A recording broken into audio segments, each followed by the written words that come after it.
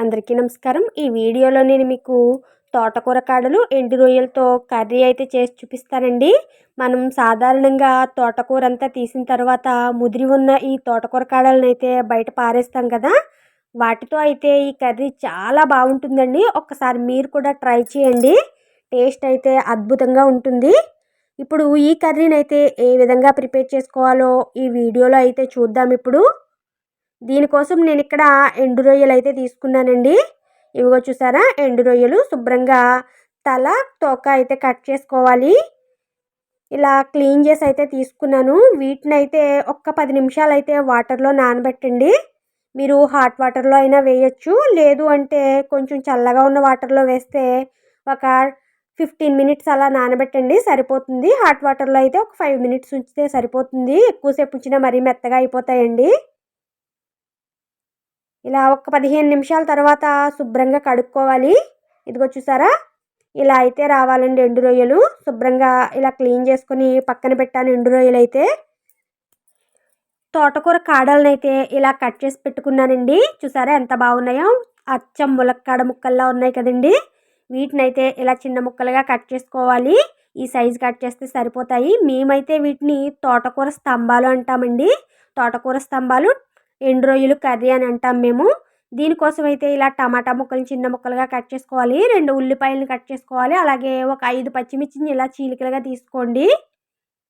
ఇప్పుడు స్టవ్ పై ఒక కళాయి పెట్టాలి. ఇందులో 4 స్పూన్ల ఆయిల్ అయితే వేయండి. ఈ ఆయిల్ కొద్దిగా వేడవ్వాలి. వేడయిన తర్వాత ఇందులో పచ్చిమిర్చి అయితే వేసుకోండి. పచ్చిమిర్చి వేసిన తర్వాత ఉల్లిపాయ ముక్కలు కూడా వేసుకోండి. వేసుకొని చక్కగా వేయించాలి. మనకి ఉల్లిపాయ ముక్కలు కొద్దిగా కలర్ చేంజ్ అయ్యేంత వరకు వేయించాలండి. ఇందులోనే సాల్ట్ కూడా వేసాను నేను.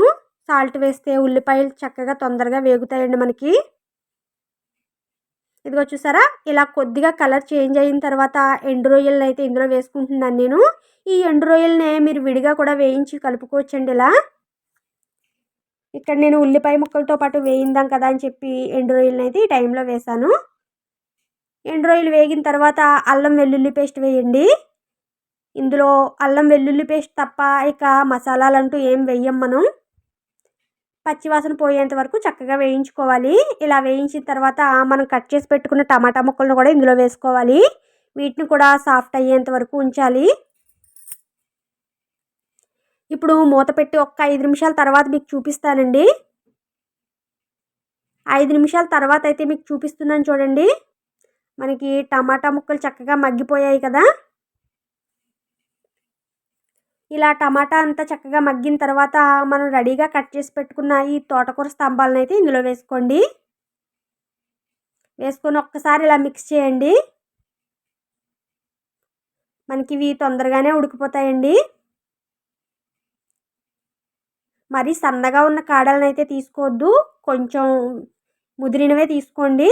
అలా అని మరీ ముదిరిపోయినవి కూడా తీసుకోవద్దండి. ఇప్పుడు మూత పెట్టి ఒక్క 10 నిమిషాల తర్వాత మీకు చూపిస్తున్నాను చూడండి. మనకి చక్కగా ఇవి మగ్గి ఉన్నాయి. ఈ టైంలో కారాన్ని అయితే వేసుకోవాలి. నేను ఇక్కడ 2 స్పూన్స్ అయితే వేసుకున్నాను. మీ రుచికి సరిపడా మీరు వేసుకోండి. ఇందులోనే కొద్దిగా పసుపు వేయండి. వేసి మొత్తం ఇలా మిక్స్ చేయాలి. ఆల్రెడీ సాల్ట్ అయితే వేసాం కదండి. మొత్తం ఇలా మిక్స్ చేయాలి. మిక్స్ చేసి ఒక్క 2 నిమిషాలు అయితే ఉంచండి.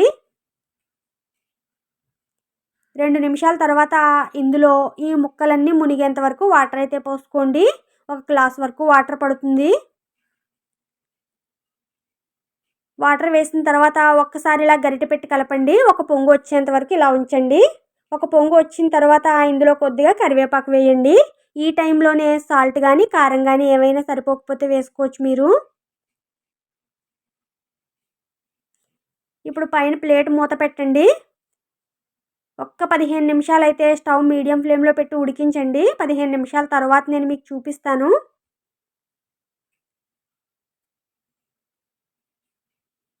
పదిహేను నిమిషాల తర్వాత అయితే మీకు చూపిస్తున్నాను చూడండి. మనకి కర్రీ చక్కగా రెడీ అయిపోయింది. ఇదిగో చూసారా, ఇలా దగ్గరికి అయితే సరిపోతుంది. ఇక పైన కొద్దిగా కొత్తిమీర వేసుకొని స్టవ్ ఆఫ్ చేయడమే. మనకి వేడి వేడిగా ఎండు రొయ్యలు, ఈ తోటకూర కాడలు కర్రీ అయితే రెడీ అయిపోయిందండి. టేస్ట్ అయితే చాలా బాగుంటుంది. అచ్చం చూడడానికి ములక్కాయల కర్రీలానే ఉంటుందండి. టేస్ట్ అయితే చాలా బాగుంటుంది. మీరు కూడా తప్పకుండా ఈ ప్రాసెస్‌లో ఒక్కసారి అయితే ట్రై చేయండి. మీకు ఎలా వచ్చిందో నాకు కామెంట్ చేయండి. ఓకేనండి. ఈ వీడియోని నేను ఇంతటితో క్లోజ్ చేస్తున్నాను. ఈ రెసిపీ గనుక మీకు నచ్చినట్లయితే తప్పకుండా లైక్ చేసి, షేర్ చేసి, సబ్స్క్రైబ్ చేయండి. కొత్త వాళ్ళు ఎవరైనా మన ఛానల్ ఫస్ట్ టైం చూస్తే 2, 3 వీడియోలు చూడండి. మీకు నచ్చినట్లయితే తప్పకుండా సబ్స్క్రైబ్ చేయండి. మీరు మాత్రం ఈ కర్రీనైతే ఒక్కసారైతే ట్రై చేయండి. టేస్ట్ అయితే చాలా బాగుంటుంది. తోటకూర ఎప్పుడైనా ఇలా స్తంభాలు ముదిరినవి గాని ఉంటే పడేయొద్దు. ఇలా కర్రీ అయితే చేసుకోండి. ఓకేనండి. బాయ్.